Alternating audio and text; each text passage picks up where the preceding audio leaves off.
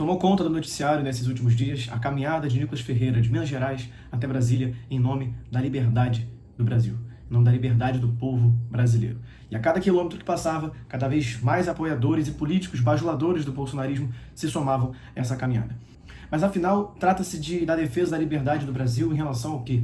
O que se prega nessa grande manifestação?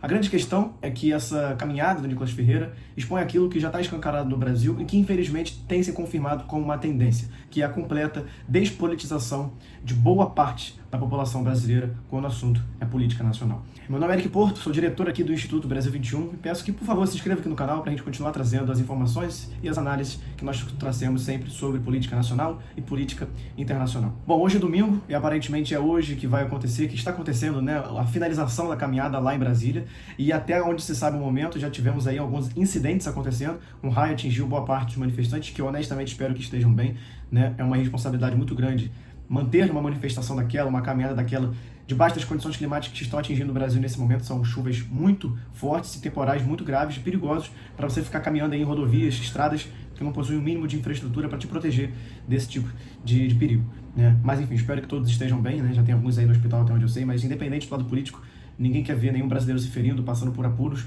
por conta da completa despolitização que toma conta do debate político hoje em dia.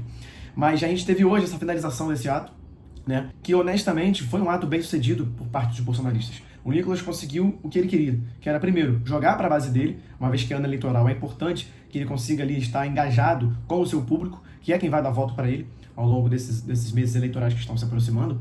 E o principal, tirar o foco da imprensa e da população brasileira em relação aos principais escândalos de corrupção que têm tomado conta do Brasil hoje, que é, primeiro, o caso do escândalo do INSS, que vazou no ano passado, explodiu e pegou gente tanto da esquerda como da direita, e também do Banco Master, que inclusive tem ligação com o caso do INSS, porque o Daniel Worcaro, o presidente do banco, né, está sendo investigado por ter participado também dos desvios. E acaba de sair notícia de que o próprio Nicolas Ferreira estava ali na lista de contatos do presidente do Banco Master, Daniel Worcaro, né? Eles tinham ligações, apareceu ali que eles faziam ligações telefônicas recorrentemente, o que mais uma vez confirma a forte e quase que a exclusiva ligação desse banco, não com o meio empresarial ou então com a população comum, mas sim com o meio político influente, né? Várias figuras políticas do STF, dos ministérios e também do parlamento estão escancaradamente envolvidos com esse escândalo do Banco Master. E é importante para o Nicolas, né, que está inclusive sendo investigado por isso, não investigado oficialmente, mas tem ali algumas relações que podem vir a sobrar para ele, é importante que ele desvie o foco das atenções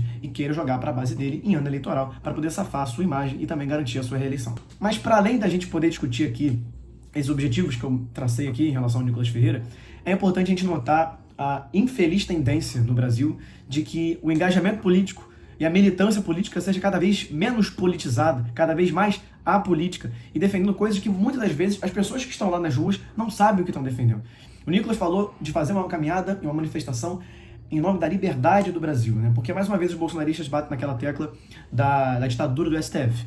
Aqui é inegável que o STF, ele é um STF cada vez mais fora da sua caixinha, que quer dar pitaco sobre tudo e intervém nos mais variados assuntos da política brasileira. Mas, para além de fazer essa crítica do STF, a gente precisa pensar o que causou, o que fez com que o STF tivesse cada vez mais poder. E é claro que, quando a gente pega um recorte recente, é lógico que a Constituição brasileira permite um STF muito empoderado, um judiciário brasileiro muito empoderado, mas se a gente pegar no recorte mais recente, para além das questões estruturais, a gente pode analisar que recentemente o governo Bolsonaro foi um governo que optou por uma briga política direta com o STF, um ataque às instituições, o que de certa forma faz com que o STF tenha que agir, porque é papel do STF agir diante dessas ameaças às instituições e o funcionamento democrático brasileiro.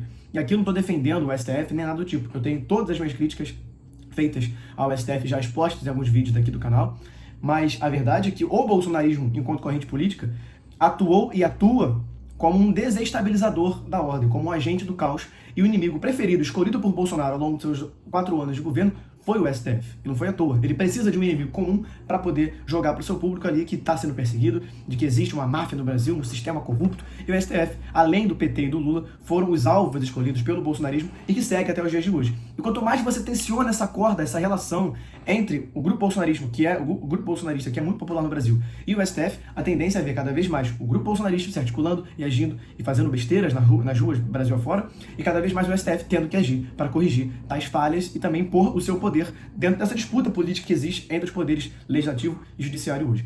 E quem favoreceu isso foi exatamente o governo Bolsonaro. O Bolsonaro liberou uma quantidade de emendas parlamentares absurda, o que enfraqueceu a própria figura do presidente, e ele fez isso para conseguir mais apoio e tentar uma possível reeleição.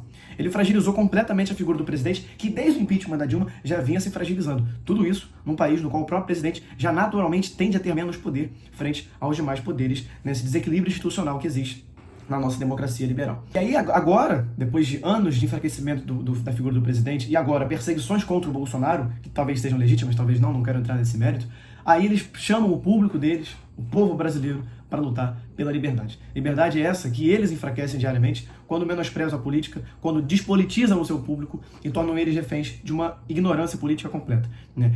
E me chama muita atenção o fato de que isso é cada vez mais uma tendência. O bolsonarismo, enquanto corrente política, ele consegue ter uma capacidade de dialogar com o público que é muito eficiente, ao mesmo tempo em que é despolitizante por parte de quem quer, de fato, pensar racionalmente a política brasileira, né? E é triste ver que isso é, de fato, uma tendência, porque não foi só algo que explodiu ali em 2018 com o início do bolsonarismo e ao longo dos anos dele, é algo que permanece, mesmo com o Bolsonaro preso e completamente enfraquecido do ponto de vista político.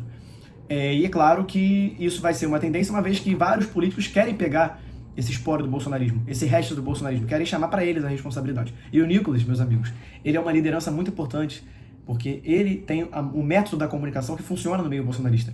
E, gente, vamos fazer uma breve pesquisa de redes sociais, que é onde o Nicolas Ferreira e a extrema-direita bolsonarista se destacam. Dos 10 maiores políticos do Brasil, em relação a seguidores, engajamento em rede social, o Nicolas é o segundo. Eu vou reforçar minha frase aqui. O Nicolas Ferreira é o segundo político com mais engajamento nas redes sociais. É o segundo político mais popular do Brasil, porque é nas redes sociais que se faz a política hoje em dia. O primeiro é o Bolsonaro, com 27 milhões no Instagram, se eu não me engano, e o Nicolas está com 20 milhões, 21 milhões. Isso é mais do que o presidente da República. Isso é mais do que o Lula, que é a liderança política nesse recorte temporal mais relevante do Brasil nos últimos anos, nas últimas décadas. Esse recorte recente da democracia brasileira e da política brasileira. Quando esse cara, jovem, que consegue mobilizar milhares de pessoas pelo Brasil, que é o segundo político mais popular do Brasil, consegue ter esse tipo de sucesso, gente, é inegável que a despolitização, em nome de pautas vazias, que não dizem nada a respeito do desenvolvimento brasileiro e da melhora da condição de vida da população, vai ser uma tendência. Infelizmente, essa é a verdade. Eles conseguem, com uma facilidade muito grande, instrumentalizar uma grande quantidade de pessoas para poder lutar contra o STF, para poder lutar contra a urna eletrônica, para poder lutar contra, enfim, a ditadura do STF, contra o comunismo do Lula, que, né, convenhamos, só quem é de fato irracional e não parou para estudar ainda acredita que o Lula, primeiro, é de esquerda e que, segundo, o Lula é comunista, né? O que a gente começa a ficar preocupado, porque é de fato uma distorção política muito clara, e eu não consigo ver em nenhum outro grupo político, seja nos lulistas, seja no campo progressista, não lulista, na esquerda não lulista, nos trabalhistas, nos nacionalistas, eu não consigo ver a mesma capacidade de mobilização que o Nicolas e os bolsonaristas têm em nome de pautas tão ruins, né? Se nós, enquanto do campo progressista, nacionalista, que seja, conseguíssemos encontrar um método de simplificar aquilo que é complexo e aquilo que nós tratamos de algo complexo, porque nós defendemos temas que são muito difíceis de serem, né, absorvidos pela população brasileira, infelizmente, se nós não encontrarmos esse método de comunicação eficiente, o bolsonarismo vai decolar e vai destruir qualquer possibilidade de debate qualificado. E é claro que o lulismo também tem o seu peso nisso, porque aposta também muitas vezes na burrice do povo brasileiro, historicamente, né? Foi essa breve análise que a gente faz aqui, nesse vídeo do nosso canal. Sigam aqui o Instituto Brasil 21, se inscrevam no nosso canal, nos sigam nas nossas redes sociais, nós estamos lá no YouTube, no Instagram também, e é lá que a gente faz as nossas principais postagens e traz os nossos principais conteúdos. Forte abraço, fui!